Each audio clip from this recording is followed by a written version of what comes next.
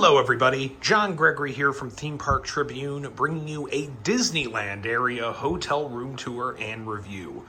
I stayed one night here at the Solara Inn and Suites near Disneyland in May 2025, paid $116 through Expedia, and let me give you a tour around the room and my thoughts on it. So I've never stayed at a hotel north of Disneyland. I've always stayed in places south of it, really close along Harbor Boulevard, stuff like that.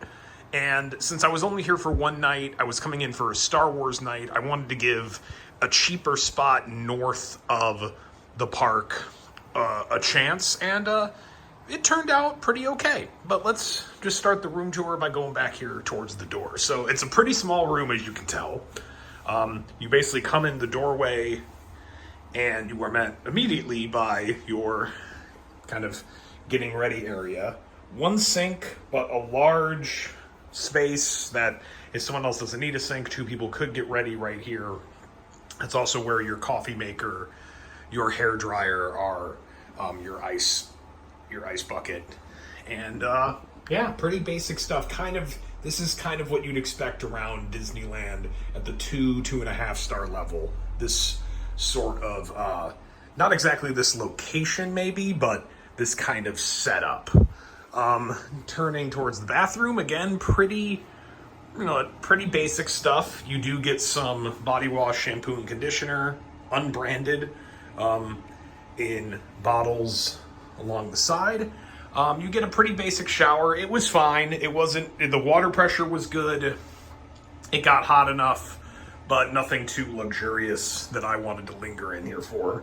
And then, of course, the toilet. Again, pretty basic stuff. I should note, no closet near the door or anything. That's just where the ironing board and iron are. Moving into the bedroom area, to the right, you have the pseudo closet. That's where I'm storing my luggage right now. A little bit of storage space above. To the left, you have a king-size bed. I chose the king room. Bed was okay. Better than I was expecting. I might have just been exhausted from being at a after-hours event. So I fell asleep very quickly. I woke up with a little bit of aches, but nothing that you don't expect when you're out in a hotel. Pillows are usual hotel crap. You can see, not a lot of support there. In a nice touch throughout this hotel, they've clearly updated it with USB ports everywhere. So we've got ones on the side of the bed, including USB-C, which honestly I don't think I've seen at an off-site Disneyland hotel at this kind of star level before. So nice that they're updated like that. Both sides of the bed get that. You also have an additional USB-A port up here in the reading light. This is also where the phone is. Center of the room, a fairly small TV. That's a downside to this. This needs to be bigger. It clearly has the space around the sides to be bigger too. But I was only in here for a little bit. Not a big deal. You got your mini fridge, your microwave, a few drawers of storage. Over here is a desk with another USB-C A setup, another USB-A port in this little light, and then the AC unit is over on the end of the room. No thermostat. You still have to do that manually. It does the job though.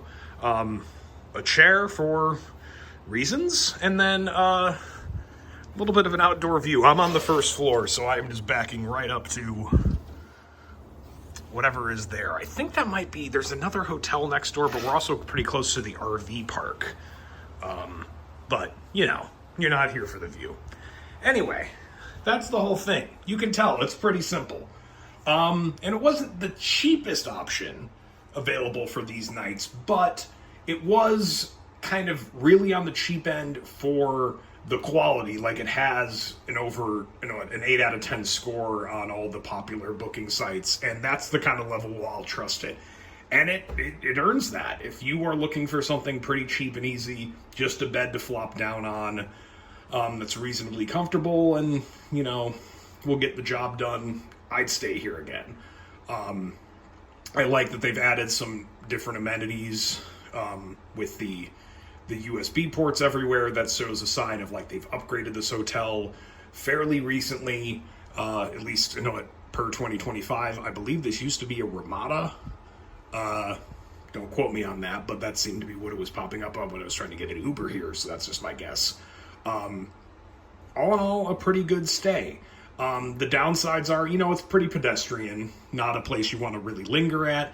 It's also, while close to Disneyland, you're talking like at least a 20-minute walk to the guest drop-off. And it's over, you got to walk over the highway to do that. It's not the better area. There's not a lot around here, right here.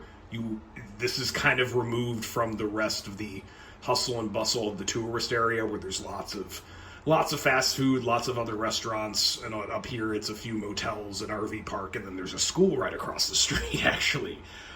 So if you're just plopping yourself down at the end of the night, this is a perfectly fine option. If you're looking for a little more right around your hotel, this is not the place to go, and just consider that when booking. But still, I'd stay here again.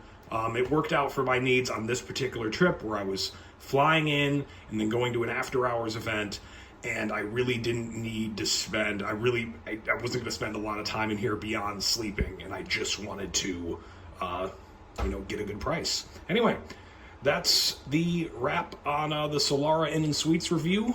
Check out my channel for more of these one-take hotel room tours and review. I got them for more around Disneyland, around Universal Hollywood, around Magic Mountain, around Knott's, everywhere in Southern California, and Orlando, even some other theme parks like Cedar Point, Busch Gardens, Williamsburg. I've been around, guys. So take care and read the full reviews at themeparktribune.com. Like, comment, subscribe, all of that. I'm rambling. Have a good day, everybody, and see you out in the parks.